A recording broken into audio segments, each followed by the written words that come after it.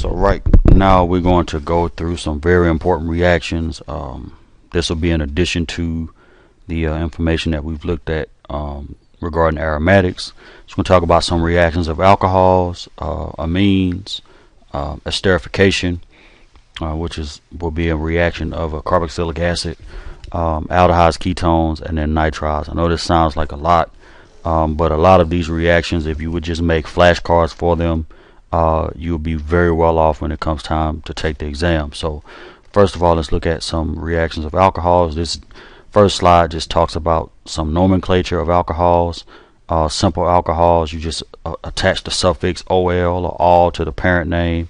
So just one example here, this would be 2-pentanol. Pentane would be the parent, 1, 2, 3, 4, 5 carbons, and the alcohol is on carbon 2, so that would be 2-pentanol.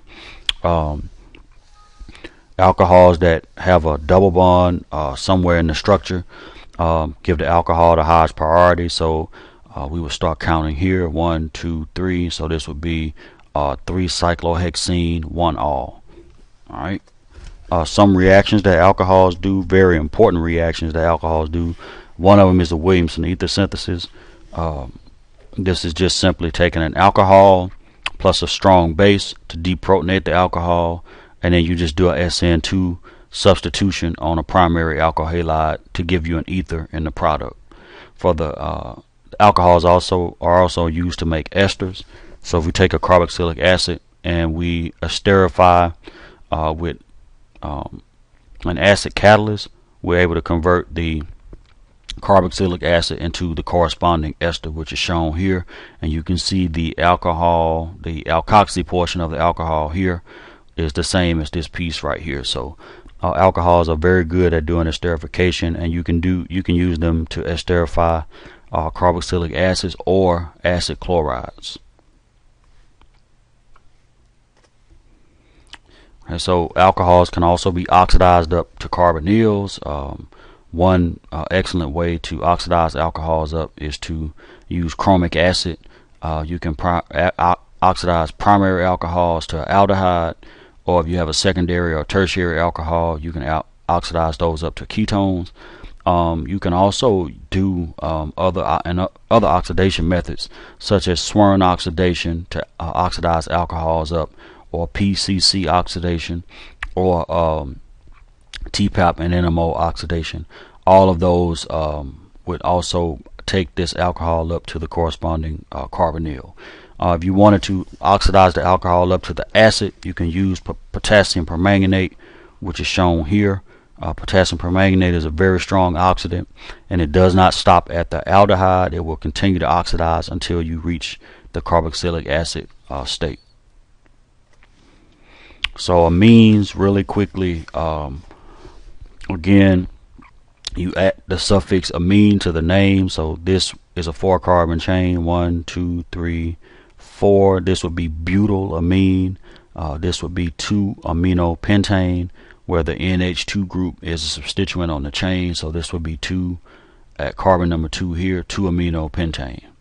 All right, if the amine is one of multiple functional groups, then the prefix amino is preceded by the number located. So this would be 2-amino, 1-butanol. So butanol gets the preference, and then the amine group is on carbon number 2 relative to the alcohol if we start counting here. Alright, so this is the amine bond order. Primary amine is just has an NH2 with 1 carbon bond. Secondary amine would be an NH with 2 carbon bonds to nitrogen, and then a tertiary amine would be 3 carbon bonds to nitrogen, and then a quaternary amine would have a plus charge and 4 bonds to carbon on that nitrogen. Alright, so one of the most important reactions that amines do is what we call amine synthesis or shift-based synthesis, and that's normally done with a primary amine plus an aldehyde or ketone, and if you do react these two, and even at room temperature, some of these reactions will go. You're able to generate what's called a shift, where the there is a double bond here between the carbon and the nitrogen of the amine. All right, so if you take a primary amine plus an aldehyde, you get a Schiff's base with a where basically the nitrogen from the amine has replaced the oxygen in the carbonyl, and I'll show you a mechanism in a second. If you use a secondary amine with the carbonyl group, then you would get what we call an enamine, ene for the double bond and amine for the carbon nitrogen bond here. All right, but you have to have a secondary amine in order for that to happen. So here's the mechanism for amine formation. Let's just look at this reaction here, where we take benzaldehyde and propylamine and react those two together to get this Schiff base here.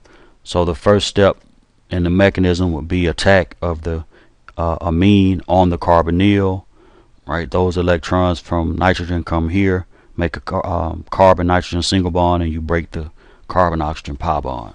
Right, this is an intermediate where you have a negatively charged oxygen now, and that oxygen will now attack or deprotonate nitrogen. The electrons here come back onto nitrogen, and you have a hydroxyl group and then a secondary amine here. Right, if you do a second deprotonation where the hydroxyl group deprotonates here, these electrons come back onto nitrogen, and I now have a hydronium ion intermediate, and then from here to get to the product is just a simple flow of electrons here from nitrogen pushing these electrons here to put the double bond here, and then loss of water.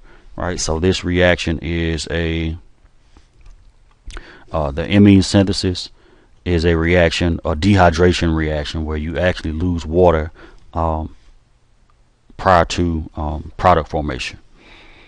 All right, another very important reaction that amines do is to form peptide bonds or amide bonds, and this reaction is identical to esterification. The only difference is you start with a carboxylic acid and an amine instead of a carboxylic acid and an alcohol.